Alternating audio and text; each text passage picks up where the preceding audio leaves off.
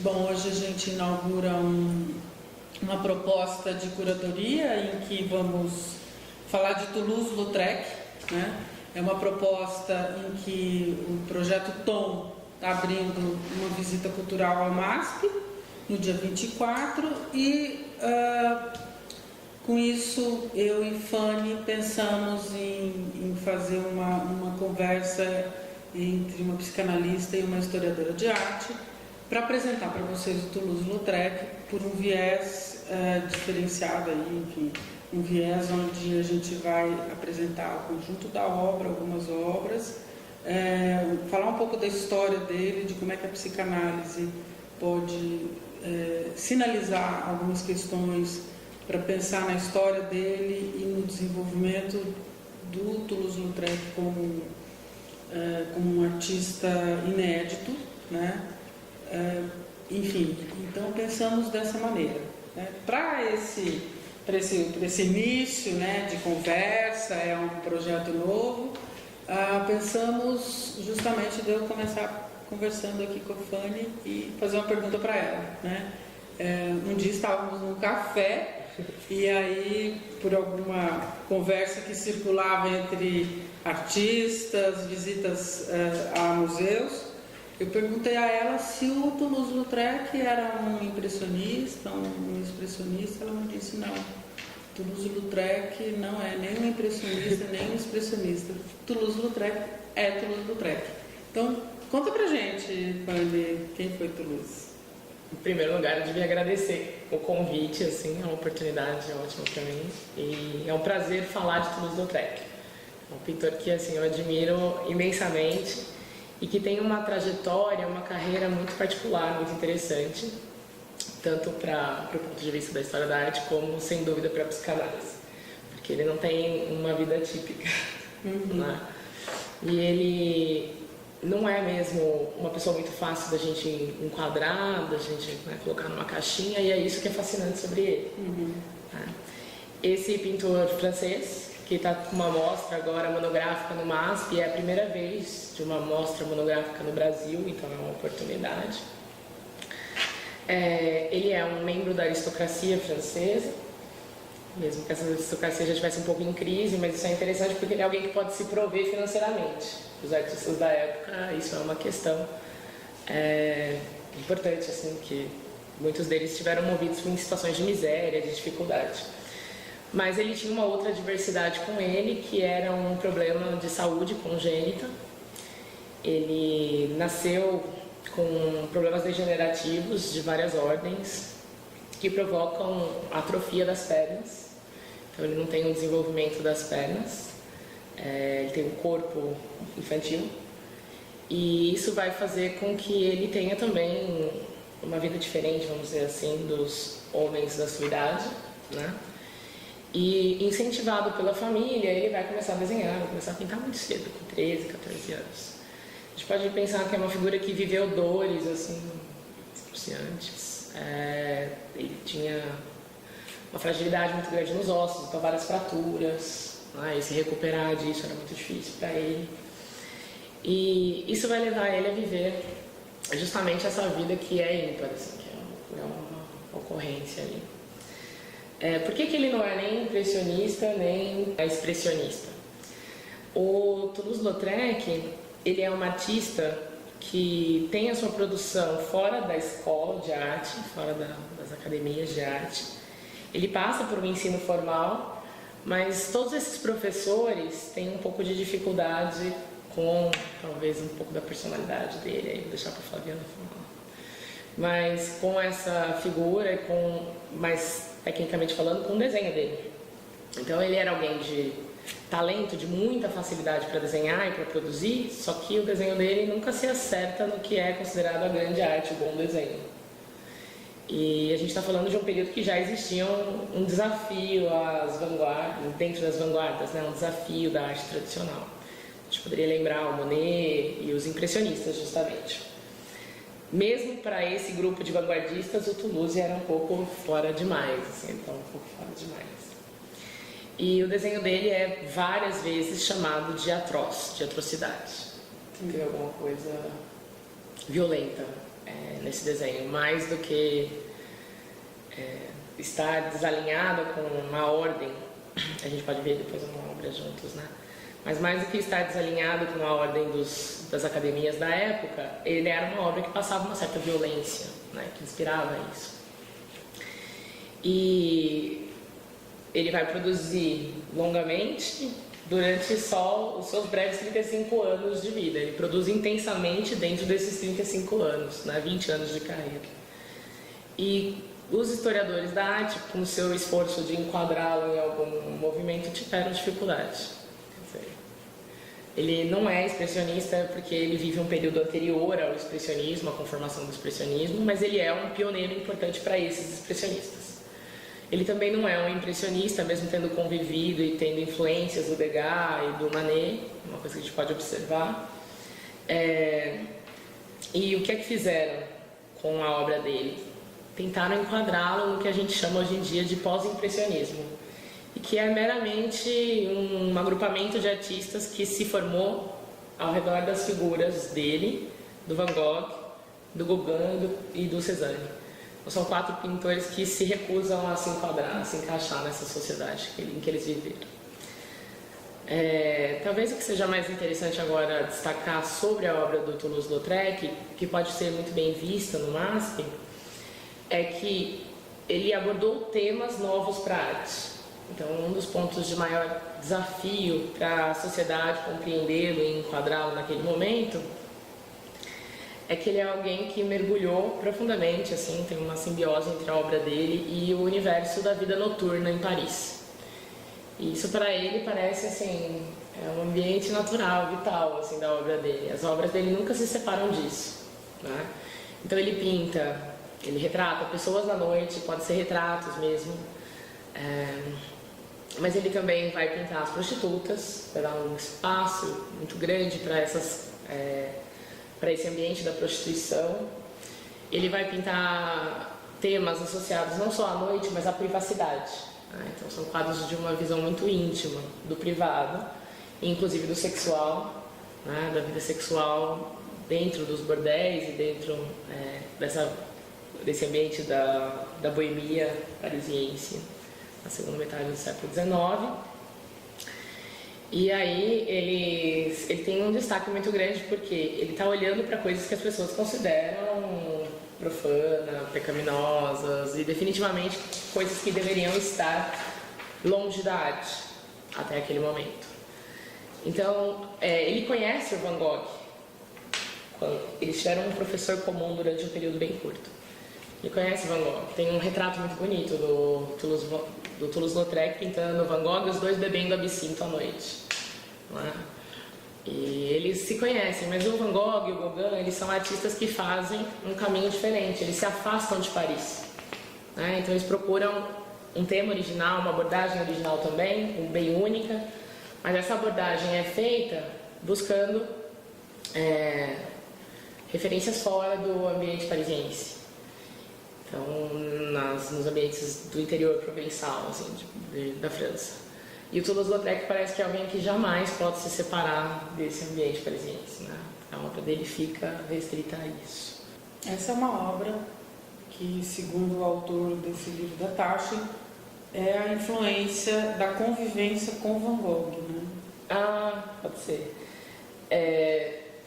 É difícil contar isso porque os dois têm um traço muito diferente para o desenho. Mas a cor aqui realmente lembra alguma coisa do Van Gogh. A diferença do traço dos dois, eu acho que reflete muito do temperamento deles. Aí eu vou começar a passar para a Flaviana. Então, o Van Gogh ele é conhecido pelas pinceladas em espiral, né, que quase mostram um certo caminho de, assim, ao meu ver, de obsessão. Meio que as pinceladas se voltam para si mesmas, assim, e criam um emaranhado desordenado e ao mesmo tempo muito poético, uma espécie de onda, né, que você navega. E o Toulouse-Lautrec, não, ele tem uma pincelada mais veloz, mais ríspida. É muito comum que quando você observa as obras dele, tenha áreas que não tem trabalho nenhum, quer dizer, não é uniforme, Ele riscou aqui e não fez nada com essa outra área. Tem um espaço em branco na natura do material que ele está usando. Que é normalmente papel, cartão e também a tela, claro. Então, aqui dá para ver isso, ó.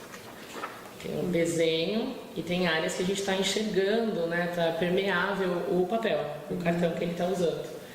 Então, ele é uma coisa muito mais veloz, muito menos acabada e às vezes mais agressiva, com essa pincelada que foi muitas vezes chamada caligráfica também, essa escrita né, nervosa. Eu não sei se existe alguma coisa a se comentar sobre isso dentro da psicanálise. Talvez o ponto de diálogo aí dos nossos olhares, né? Tanto da Fanny, meu, história e psicanálise, em primeiro lugar, né? Como psicanalista, o trabalho não seria de interpretar a obra dele, ou muito menos de analisar, né? Porque ele não está aqui, a gente só analisa aqui e se apresenta. Dessa maneira, puxando da apresentação da Fanny, quando ela conta um pouco da história dele, desse corpo marcado por uma deformidade, né? Algo desse ponto eu gostaria de começar, para depois então a gente falar da obra. Veja, é um primogênito de uma família aristocrática, onde os homens da família normalmente se ocupavam da caça, né? Então, o começo da obra dele, a gente vai ver, a gente visualiza cenas campestres com cavalos, com o próprio pai, enfim. E na medida em que ele vai migrando, né? Ou seja, esse olhar para este filho, muito difícil, né? Um olhar difícil da história com esse pai, e uma mãe que vive um luto porque ele perde um irmão muito, muito cedo, com 4 anos de idade, a mãe tem um outro filho que morre precocemente. Ele parece que ele não encontra o lugar naquela cena doméstica, em primeiro lugar, por conta de ser um homem que não pode estar no mesmo ofício dos homens da família, né? E depois de não ter um lugar estabelecido do olhar de alguém que é reconhecido por essa família. Dessa maneira, ele migra de cena, né? Ele se ocupa do grafismo e com enorme talento desde muito cedo. Ele migra da cena de uma cidade do interior da França, Albi, né? Para Paris, né? Então, veja, alguém que tem uma deformidade nas pernas, que tem dificuldade de locomoção, porque ele tem um torso, né? Um torso desenvolvido e as pernas não, né? Então, alguém que tem essa dificuldade de locomoção se arrisca numa cidade grande, efervescente, em ebulição, como Paris do final do século XIX. E aí, nessa cena, né, nessa mudança de cenário, onde ele se arrisca e onde ele se apresenta, foram nos bordéis que ele encontrou um certo lugar de existir, né? Não só como homem, mas como pintor, né? Aí puxando para esse comentário da Fanny, onde tem cenas na imagem, nos cartões que ele pinta, né? Ele passa o traço dele, e as outras partes elas ficam como um esboço. É muito curioso, porque ele fez muitas obras em cartões postais, né? em papelões. Outra parte da obra dele é em óleo sobre tela, mas acho que a grande curiosidade que me atravessou sobre o Toulouse-Lautrec é o fato dele sair do ateliê e ir para a cena, né? Então, me parece que as cenas que ele começa a desenhar com esse traço expressivo, não expressionista, sim, mas é um traço expressivo, uma marca de assinatura, é na cena real, né? Então, ao invés dele esboçar, embora isso ele deve ter feito, né? Enfim, mas como estudante, mas ele vai para os lugares, né? Então, é na cena que ele se apresenta, não como um cidadão só participante, mas como um artista, né? E no conjunto da obra dele, a gente vai vendo que ele retrata, assim, as prostitutas, ele retrata a cena da boemia, o traço dele vai se modificando, a cor da obra ela vai se abrindo, ela vai se modificando, tem um momento em que a gente consegue visualizar uma luz intensa na obra dele, e ao final, né, da vida dele, da breve vida dele, ele volta para as cores muito, muito escuras, né? Então, essa grafia do conjunto da obra do Toulouse nos apresenta alguém que tem, né, uma marca de expressão muito grande, né? Talvez nessa conversa onde, bom, ele não é um impressionista, um pós-impressionista e nem um expressionista, ele é Toulouse, né? Então, é essa assinatura dele que ele se apresenta como Toulouse, que é curioso. Num determinado momento, ele literalmente fecha o ateliê dele, né, numa rua de Montmartre, e ele muda-se para um bordel, né? E é nessa cena de estar vivendo a vida doméstica de um bordel que ele pinta as mulheres nas suas cenas reais, né? A gente vai ver mulheres recebendo a visita dos médicos, né? A gente vai ver um entregador, né, fazendo uma entrega no bordel. Uma obra muito curiosa é uma mulher despida em frente ao espelho. Aí acho que a Felipe faz essa outra ponte, em que no momento que ele sai então da vida doméstica, familiar, migra para Paris, né? Se estabelece como um cidadão de um determinado lugar, ele sai dessa condição onde ele precisa ser reconhecido por alguém, pelos pais, né? Ele se inscreve num lugar onde ele faz parceria com artistas que estão tentando encontrar a sua assinatura, né? Van Gogh, Cézanne, Gauguin, Seurat, enfim, tem vários artistas desse momento. E o Toulouse, marcado por uma questão física em que existe uma dificuldade dele entender quais são os olhares para ele cria uma própria assinatura.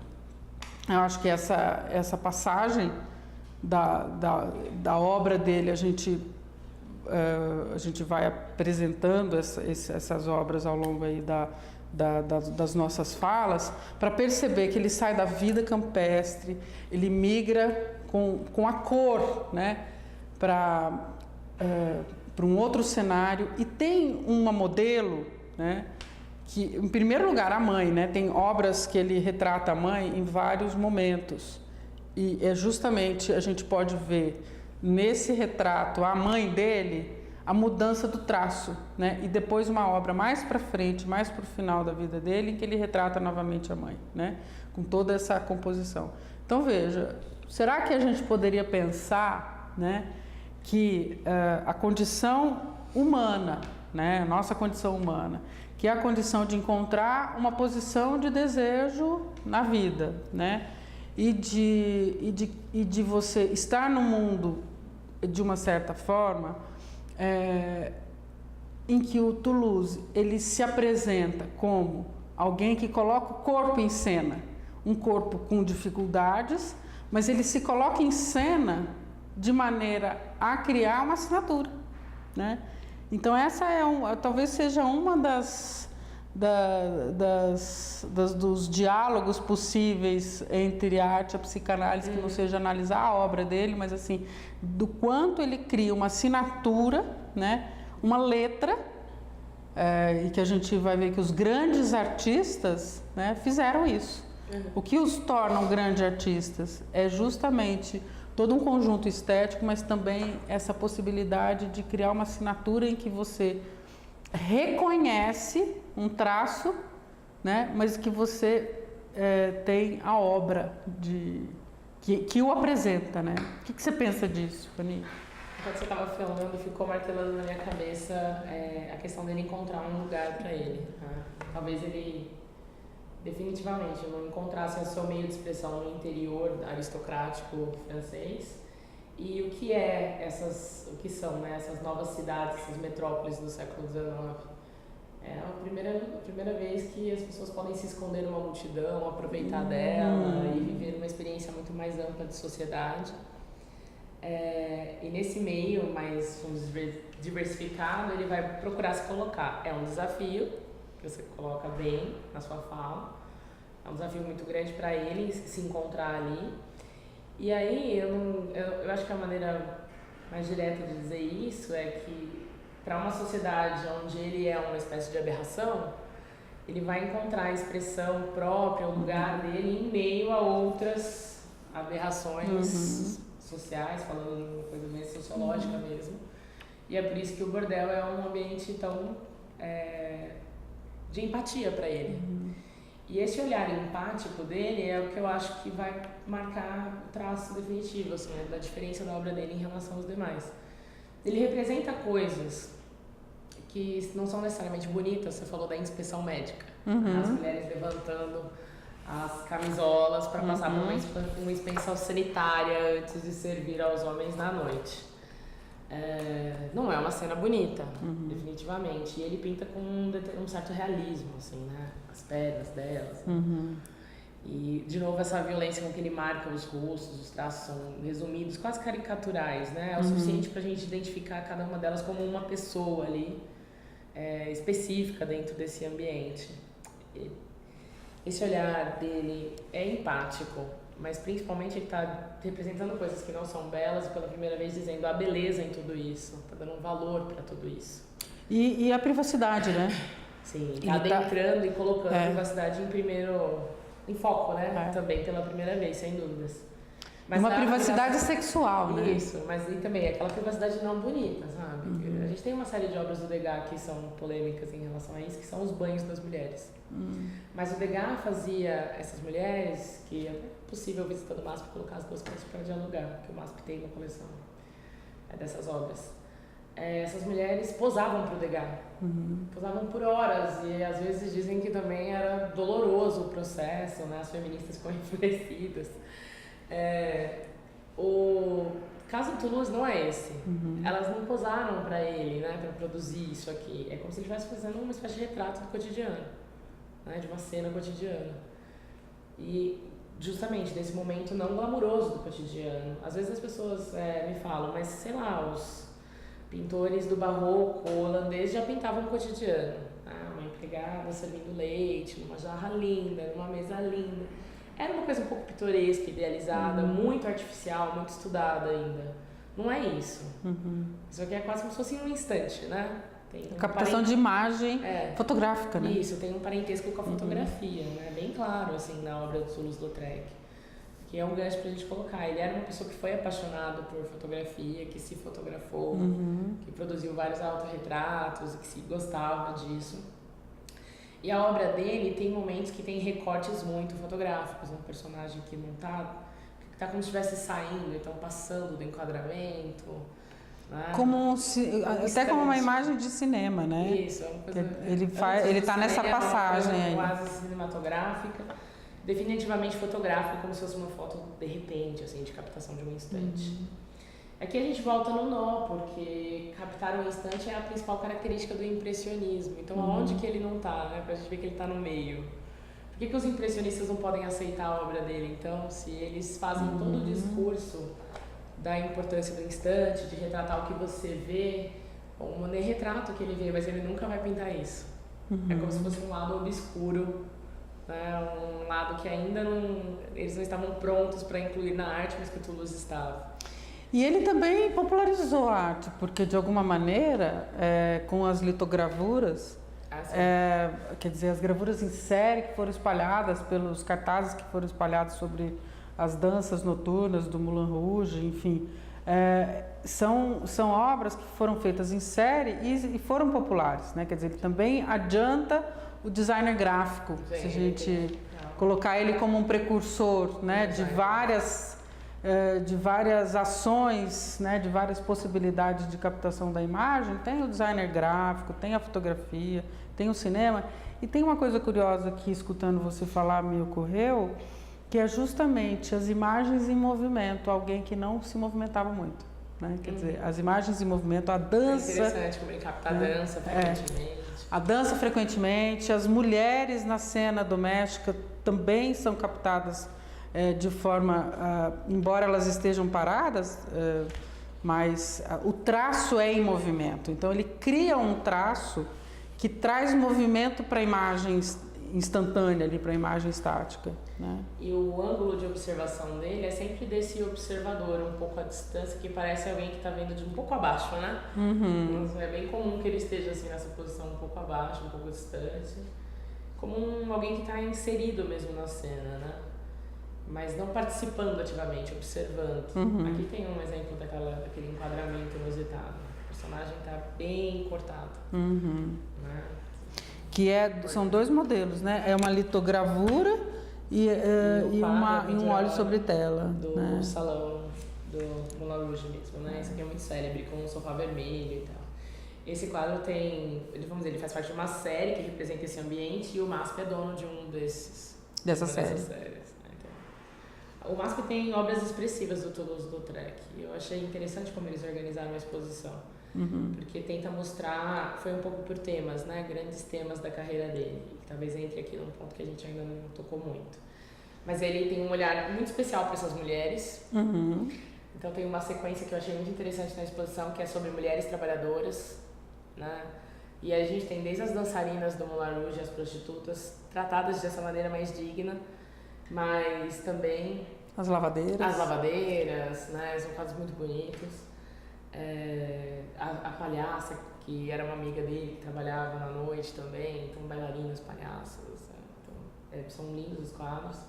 E também essa coisa da vida íntima na cama mesmo. Ele tem uma série longa de obras que são retratos de cama, vamos dizer assim, que inclui casais e algumas vezes casais lésbicos.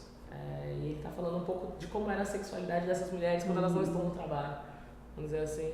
E é uma coisa que ele conhece porque ele vive com elas, né? Porque são amigas dele e ele mora dentro dos bordéis por algum tempo, né? Então tem esses quadros que são definitivamente um tabu, assim. Tem um exemplo célebre anterior do Courbet, mas que foi feito numa coisa meio de fetiche, por encomenda de um turco, era um quadro privado. Nada como isso. Origem do Mundo. É do mesmo do Courbet, né? A Origem do Mas Mundo. ele tem um quadro que chama O Sono, que são duas mulheres lindas dormindo juntas, com uma clara insinuação do ato sexual delas. O Lautrec faz isso de novo, de uma maneira muito mais íntima. Essas figuras estão quase desmanchando na cama, assim, né? Elas estão fundidas com a cama, com os lençóis. O traço dele é muito rápido, esses são esboços mesmo de momentos, assim, dessas figuras dormindo, ou se beijando, ou em ato sexual. A exposição tem um quadro lindo que reflete essa produção, que é uma mulher sozinha se tocando na cama. E ela quase imperceptível no meio dos lençóis. É um dos quadros que abre a exposição, então eu achei assim, muito ousado também. Né? E de novo, não é um tabu, a sexualidade da mulher era negada pela medicina até o século XIX, né? Se dizer que a mulher nem tinha prazer sexual, nem nada disso. E ele é um pintor que está abrindo uma grande espaço assim, dentro da produção dele para olhar para isso. Né? E talvez até a gente pode pensar que diferente do Vermeer, né, que apresenta a cena doméstica, mas que ele apresenta a cena privada e apresentando o corpo em exposição, né, o corpo em exposição num ato sexual, ou mesmo o corpo à espera de, né, como no caso das prostitutas, ou o corpo parado, como ele tem uma série também onde ele descreve as cenas de pessoas dormindo, de mulheres dormindo, né? Em que medida é o momento do nascimento da psicanálise também, né? Acho que esse é um detalhe importante, porque ele morre em 1901, né? E a psicanálise, a gente entende que 1900 é uma marca, porque é a interpretação dos sonhos, e é justamente esse anúncio, esse prenúncio que o Freud vem apresentar como um grande... ele apresenta o tabu da questão da sexualidade, né? Não para entender só o ato sexual, mas para entender o funcionamento humano, né? E aí a gente poderia pensar justamente nisso, né? Que é este corpo que se apresenta em cena, como eu disse, o corpo dele que se apresenta em cena por trás da tela, né? Ou à frente de um cartão, ou numa pedra, como ele fez muitas litogravuras, naquilo que a gente tem a ideia da sexualidade como a via de descarga e de prazer, o quanto Toulouse-Lautrec traz essa cena, onde é a cena de prazer, mas onde ele assina, né, que como um artista, né? Então acho que a gente entra num conceito da psicanálise, que é o conceito da sublimação, que é justamente um destino da pulsão que não seja o destino sexual, né? É mais o destino aonde a pulsão, essa energia, ela se designa para a produção de algo, né? Isso não fez ele não está aqui, né? Não, a gente pode entender que isso não tirou o sofrimento dele, inclusive porque e não é esse o caminho, né? Mas o Toulouse-Lautrec morreu jovem porque pela fragilidade do corpo, por ter contraído sífilis e pela bebida, né? Ele se tornou um alcoólatra inveterado. Ou seja, a precocidade da obra dele, né, é comungada por essa intensidade da necessidade de ter algo para além desse corpo a ser cuidado, né? Ele até se colocava a exercício dos poemas de Baudelaire, que dizia embriague-se mesmo, né? Embriague-se, ou seja, ele tomava ao pé da letra, para poder dar conta justamente de estancar no corpo as dores que a gente pode entender, as dores físicas e as dores psíquicas, né? De ser alguém que sempre era visto como uma deformidade e alguém que se apresentava como uma assinatura no local onde é rechaçado, né? Onde era rechaçado, os bordéis, enfim. Então, em que medida o conjunto da obra do Toulouse nos apresenta essa possibilidade da gente ver um caminho possível para se criar uma assinatura, né? Que não seja o sintoma, a gente não sabe das dores dele, mas a gente sabe da obra dele, né? Então acho que isso, não sei o que você pensa disso. Eu acho que é isso, eu gostei de ouvir você falar, porque é um pouco, eu acho que a obra passa, né? O que a gente sente com a obra dele. E é aí que talvez seja oportuno para dar uma fechada na questão dele não ser um expressionista, mas ser um grande carro-chefe para isso, assim, abrir as portas para isso. É porque no meio de tudo isso, quando ele está olhando para todas essas coisas, ele projeta uma carga grande de distorção e deformidade nas próprias figuras que ele desenha. Né? Algumas vezes se fala em caricatura e ele é um mestre mesmo nesse aspecto da caricatura, ou seja, em trabalhar com traços simples que resumem bem não só a fisionomia, mas o caráter. Né? Então ele tem alguns retratos que você olha, você entende muito da personalidade de quem está retratando. Ele é um grande artista do retrato, né? Os retratos dele são muito bonitos, ele parece muito próximo dos retratados, dessas figuras da boemia, dos amigos dele, da mãe, né? Os retratos da mãe, um deles também pertence ao MASP. Então, são coisas, acho que falam muito, assim, são retratos muito fortes, muito verdadeiros. Mas olha, ele tem um grau muito grande de deformação. E essa deformidade vai além, portanto, do que você está vendo, que era a regra dos impressionistas, né? E ela tem um sentido expressivo, ela não tem nada a ver com falta de habilidades para desenhar. Né? Então ele deforma para expressar ideia, sentimento. A própria deformidade dele. Exato. Então ela acaba encontrando um paralelo com isso que você estava dizendo, na minha opinião. E é essa capacidade de deformar e de olhar porque a sociedade olha como feio, como horror, que os expressionistas amam na obra dele. Né? E imortaliza a obra dele, vamos dizer assim. E acho curioso, você está falando aí já de um final de conversa, né? Mas é curioso porque ao final da vida, da breve vida dele, ele volta a retratar cenas no campo. Né? Ele volta a retratar cavalos, ele retrata uma cena onde é a visita ao médico. Me parece que essa última, que a consulta, né? A melancolia, né? A melancolia e as cores, né? Então, ele foi realmente um grande retratista, né? Um grande... Ele faz a captação da imagem, né? Mas ele dá uma questão a mais, né? Só do retrato.